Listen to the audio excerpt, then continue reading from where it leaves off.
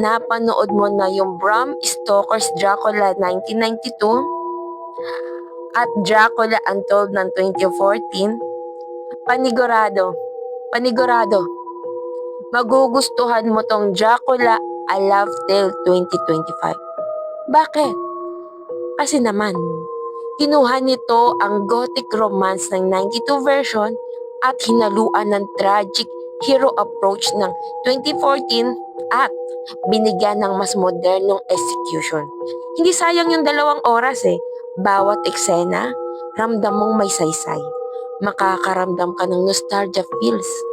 If napanood mo lang yung 1992 kasi naman talaga yung gothic atmosphere, production design, at yung itsura ni Gary Oldman na makikita mo kay Caleb Landry Jones, talaga naman.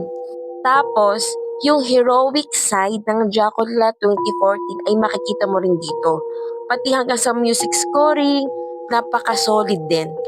Napakahusay. Napakahusay ng acting skills ni Caleb Landry Jones dito as a Dracula.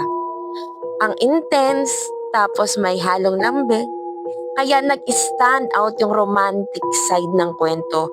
Pero kung horror thrills ang hanap mo, hindi to para sa'yo. Kasi mas leaning ito sa drama, romance, at tragedy kaysa sa matinding takutan.